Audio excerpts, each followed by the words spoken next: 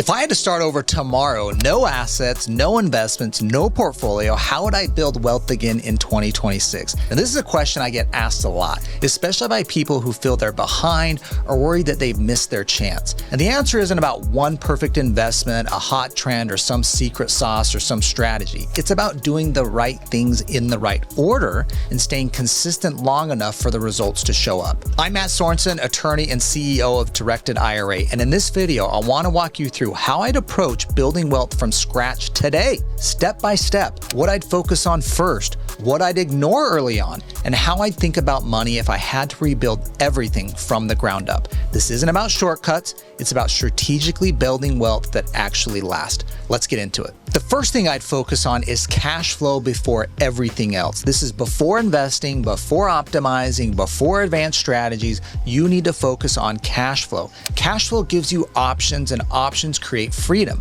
Now, at the beginning, you have to solve the income problem first. That means learning a valuable skill and deploying it in the marketplace, whether this is a career or a business, where people will actually pay you for it. Because the truth is, you can't save and invest your way through a bad income. We're going to need income to have money to set aside and save that we are then going to invest later on. I need to have income that creates cash flow. Cash flow meaning I'm covering my living expenses, I've paid down my debt, I've got money set aside now to start saving. Now, this margin in cash flow is what starts funding everything else. But this might mean you need to go develop a high value skill if you don't have one yet. You might need to grow a side hustle. You might need to build or expand on your small business. You may need to take on additional temporary work. I was a lawyer in my 20s. I had a side hustle. I was putting up signs on gas stations for an advertising company as a side hustle while still working as a lawyer. I was doing that on nights and weekends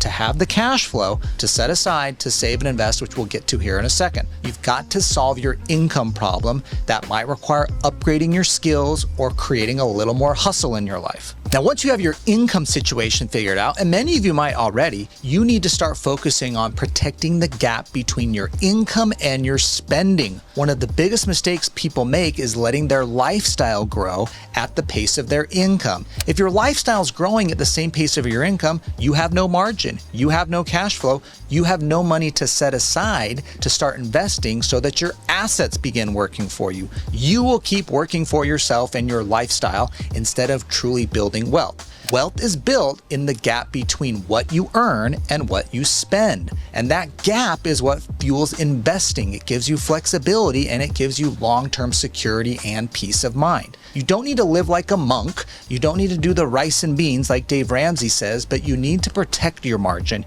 You need to make sure your lifestyle is not accelerating at the same pace of your income. Because without margin, every setback becomes a crisis. Now, I have a friend of mine who retired at age 45. Now, he was a doctor. He solved his income problem pretty fast. But how did he retire at 45? He had a family, he had kids, he went through medical school that he had to pay for. He wasn't really making doctor money until he was 30. But how did he retire early? He solved the income problem and he did not increase his lifestyle.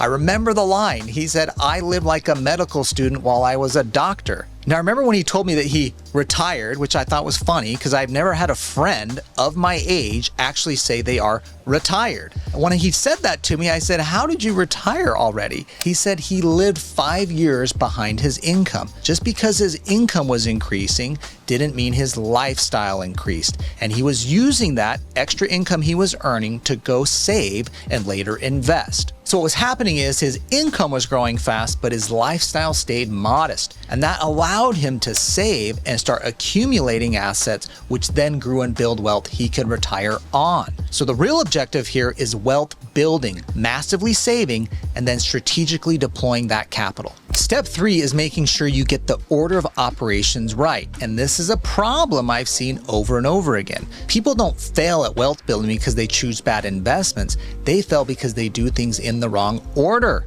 If I were starting from scratch, my focus would be emergency reserves first. Make sure you have some peace of mind with your financial situation. Next, eliminating high interest drag. If you have a credit card at 20% interest, you should be focused on getting rid of that credit card debt. You should not be saving and investing investing. You'd have to have an investment getting a 20% rate of return that's going to beat the drag of the credit card debt. So be disciplined. I know investing is more exciting and more fun, but for those of you with a debt problem, you've got to focus on the high interest debt. Now, if you have lower interest debt like a mortgage or student loans, those can wait for a while. You can start investing, but we've got to get the high interest debt off the table. Now, again, this stage is not exciting, but this is a place where a lot of people need to live for a few years. I had to live here for 5 or 6 years, paying off credit card debt, high interest private student loans I had to take for law school. All right, this is not fun, but this is the gateway to getting you to the next step where you can focus on saving and investing. And to tide you over mentally right now, realize this stability you're going to get lets you take calculated risks later instead of desperate ones. Now we get to step 4 where it starts getting fun, and this is about starting investing early, even if it's boring. Now, once your foundation is in place, I'd start investing even small amounts of money. Early investing is about building habits, learning how markets work, how your money compounds over time, getting comfortable with risk, and letting time do the heavy lifting. I wouldn't chase complex investments or strategies early on. If you're new to investing, the key here is setting money aside and investing in things, even if it's an S&P 500 fund, an ETF, a target date fund. The key here is I'm getting that money set aside, which I don't want sitting in a savings account. We need to take the next step and actually invest it, but don't overanalyze your investment options. You're new to investing. Let's start getting the money working for us. We can always trade out of these investments to other investments later, but we need the value of this compounding and the time when those things get together. Money and time, we get compounding returns. They're going to help us in the future.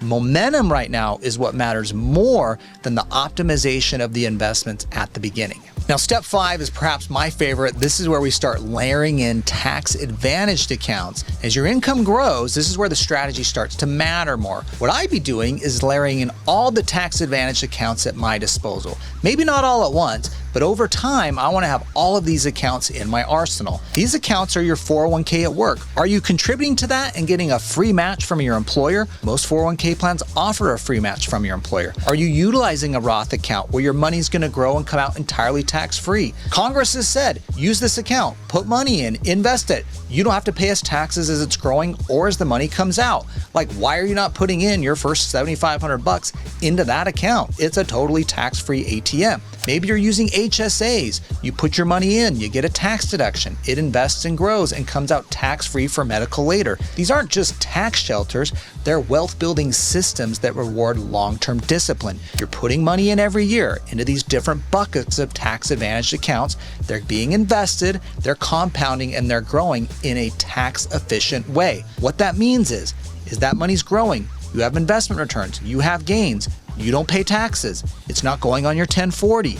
It's building up and being reinvested, which really matters as you're compounding and building wealth over time. And remember, as you're putting this money in these tax-advantaged accounts, you can actually use it before retirement. There's a lot of scenarios where you can get your money out, penalty and tax-free. Whether this is a 401k participant loan, where you can take up to $50,000 out of your 401k and loan it to yourself for any purpose. You pay it back over time, but you know there's an emergency situation. Maybe you're buying a home, maybe you're starting a small business, whatever the situation may be, you can draw on that money. Also, your contributions to a Roth IRA can always come back out to you tax and penalty free at any age. It's only the earnings and growth on a Roth IRA that you must wait until 59 and a half. I want you to have confidence to put money away in these accounts and know you can access some of those funds as you need them. But just realize every penny is not locked up until you're 59 and a half. There are ways to access these funds before 59 and a half if you need to. And this is where the decisions you're making today start shaping your future flexibility around taxes and income.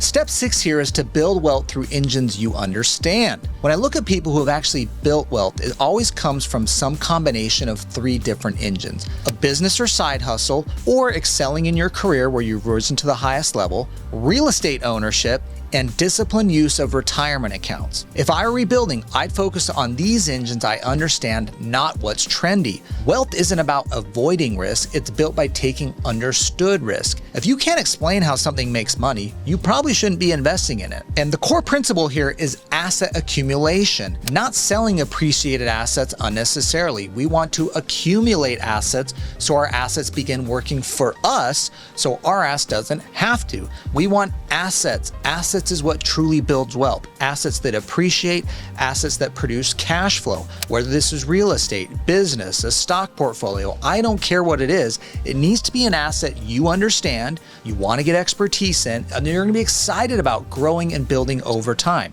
From my experience and the clients I've ran into that have massive amounts of wealth, they have built wealth by concentrating their investments in something they understand and are good at, not by diversifying into everything where they are not an expert at anything. Wealth is built by concentration into the things that you know, and it is kept by diversifying in things that limit risk. Step 7 here is to protect what you build as it grows. As assets start to accumulate, your priorities start to shift, and this is where protection becomes more critical. What you want to focus here on is proper legal structure, proper business and personal asset structuring, insurance, clean documentation, staying compliant, entity structuring. Protection doesn't make you richer, but it keeps you from going backwards. One lawsuit, one bad partnership, one compliance mistake can wipe out years of progress. This is also where you begin to protect and also use your equity strategically. For many people, this could be accessing the equity in the home or in a business or in brokerage accounts. Wherever your wealth is built, how do I access that equity? First, I want to make sure it's protected, but how do I draw out that wealth? We don't want to sell assets, we want to keep assets. These assets are producing income, they're appreciating in value. But if we can use low-cost debt tied to strong assets, we can start accessing that wealth for our lifestyle while the assets continue to grow over time. And last but not least, you need to be thinking about long-term distribution. So many of us are focused on accumulation and protection because we're not at the distribution phase now, but we want to be thinking about where we're going. What is the retirement income I need? What is the tax efficiency I want to have in my 60s, 70s, and 80s? Who are the beneficiaries to all of my wealth? What are the legacy goals I want to leave behind? Now, you don't need to have every detail figured out on day one, but you should know the direction you're going. Wealth without direction eventually gets wasted. So let's zoom out here and think of the big picture. Consistency beats cleverness. If I lost everything and I had to start over in 2026, the biggest thing I'd remind myself is this: wealth is built through consistent, repeatable actions, not one-time wins. The people who succeed aren't the ones who get it right once, they're the ones who keep doing the boring things year after year. Time, discipline, patience matter more than any single tactic. If you only take one lesson away from this video, I want you to remember that building wealth from scratch isn't about finding the perfect strategy. It's about taking the right steps in the right order and sticking with them long enough for the results to show up. And if you want to learn more, I have a guide called The Ideal Order of Investing you can get by clicking the link below, where I break down what you should be doing in the right order. You can focus on what is at task now and what you should be doing next in your wealth building journey. And if this video was helpful, make sure you hit the like button, subscribe to the channel, and turn on notifications so you don't miss future videos. I'm Matt Sorensen. Thanks for watching. I'll see you in the next video.